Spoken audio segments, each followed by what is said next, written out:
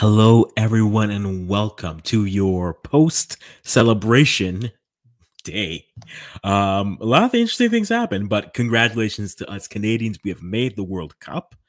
First time on the men's side in 36 years. That feels like a long time. That's older than me, so it's a feeling about it, man. But man, congratulations. It was great. I was on another stream watching it. I IMAXed it. If you want to go watch me back, I was rather calm during the entire thing up until the end. But man, Canada is at the World Cup. But the job's not done yet.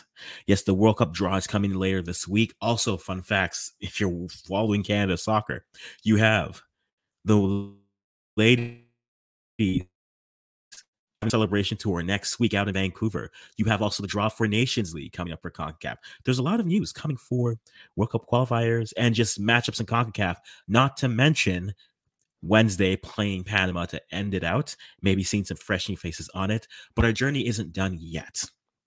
You've probably heard a lot of people who've now started to shift towards this concept of pots, moving Canada to pot 3, pot 4. You're probably wondering, are we cooking? What's in the oil? Who's smoking what? None of those things is the case.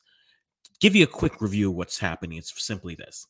So once you get, and you can see it on the screen here, when you get the top 32 teams who qualified, when the teams are there, they're ranked by their FIFA ranking to 4 pots. The top 8, the top 7 plus the host, and then keeps on going there.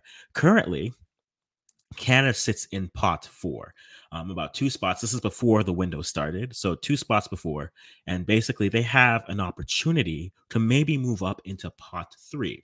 And why is that important? It basically means when you move into pot 3, you have a little better of a draw, right? You can avoid some of the teams there. If you're in the third pot, the best teams are first and the second, but then you have teams which arguably are ranked lower than you who will be there.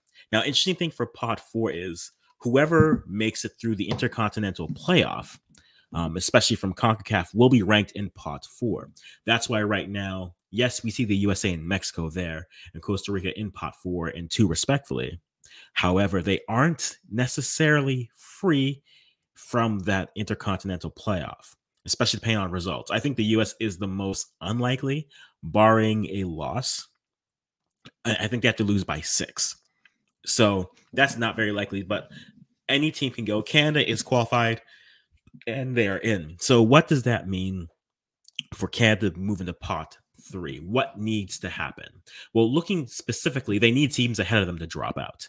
And this really turns in perfectly to tomorrow, where we have the African World Cup qualifiers, which are happening tomorrow, Eastern time, 1 p.m. and 3:30. By the way, all the matches are being streamed live on FIFA's YouTube page, so you can watch them and have a rooting interest in it. But if you look at the charts, you'll notice there are a few African teams in pot 3: Morocco, Egypt, Nigeria, and then one directly above Canada in pot 4, Tunisia, and then underneath Algeria. To put it simply, if you're looking for rooting interest on who you need to be rooting for to move Canada up, you just need at least 2 of those teams to move down. So you don't need Morocco, Egypt, and Nigeria. However, I mean, that would be very much a safer thing. Plus, you need Canada to beat Panama. So I know we saw videos of the boys celebrating, and I know a lot of us were celebrating last night. I was figuring out these formulas here. I was going through Twitter. I was going through Twitter looking for formulas. That's all I was, and liking everything. But so here's how it simply goes. So first matchup you can look at is Morocco. Morocco tied Congo in their first match in Congo. So their next match is tomorrow at 3:30. You need Congo to win, and that eliminates Morocco from the World Cup, of course. That moves Canada and Tunisia up. So once that happens, Canada and Tunisia up. Congo is currently ranked 66 in the world, so they would be the lowest ranked, and that would push them up. Another interesting one, which has a little bit of a soft spot for me because my parents are from Ghana, is Ghana versus Nigeria. So right now, Nigeria ranked 31st, but then you also have Ghana, who's ranked 61st. So that ended up in a scoreless draw. Next leg is being played in Nigeria, also at 3:30 tomorrow. You need you need a Ghana win there, and that would drop Nigeria out because Ghana is currently ranked 61st in the world. That would then push Canada up to pot 3. Now, you could have Egypt lose. You could have Egypt just lose outright, what have you. Senegal coming in. I think from an African standpoint, that would be, I think, a better matchup. Senegal plays a lot more attacking. Egypt will defend and counter and use solid strategy. So looking at Mane and Sarr and the other players that they have, it would be very nice to see them come in. But as a little bit of a insurance policy, you'd also be rooting for Senegal, Mane to beat Salah and keep Salah out of the World Cup. That would then pretty much guarantee Ghana being there, but then also Canada finding their way into pot three, meaning for the draw, they would have the lower ranked teams, but then also you still have a chance to find yourself in the group with Qatar. There's no doubt about that, but you definitely would avoid for sure they qualify where they do because you can't have multiple CONCACAF teams in the same group. So that's an important thing to keep as well. You can't have, there are rules for how many groups and federations can be within each group.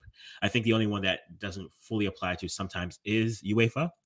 So Canada and the US or Mexico and Costa Rica won't be in the same group because they all come from the same confederation. But that means, for example, if you look at pot two, that means you still have Croatia, Uruguay, Switzerland, Denmark, Germany, and the Netherlands. Those are all formidable sides. But we want to get Canada up into that third. So for your viewing pleasure, as a reminder, you are rooting for Congo to push Canada one spot up. You are rooting for Mali, which we didn't mention, who was one spot ahead of Canada, who are playing Tunisia. You're rooting for them, unless you're from Tunisia and you're just like, no, we want them in the World Cup. In that case, I respect that. I do. But from a Canadian perspective, you're basically rooting for, this is a really weird way to think of it. Think of if the country is under the Sahara, you're rooting for them from a Canadian perspective. But man, the matchups are going to be great. So again, recapping. Morocco, you need them to lose to Congo. You need Cameroon. Algeria and Cameroon doesn't really affect because they are ranked behind. So that one doesn't affect. That's really more of a preference. But you're rooting for Senegal to beat Egypt. You're rooting for Ghana to beat Nigeria. You're rooting for Congo to beat Morocco. And you're rooting for Mali to beat Tunisia just to guarantee that all African squads work out for you. And you have Canada in group 3, in pot 3.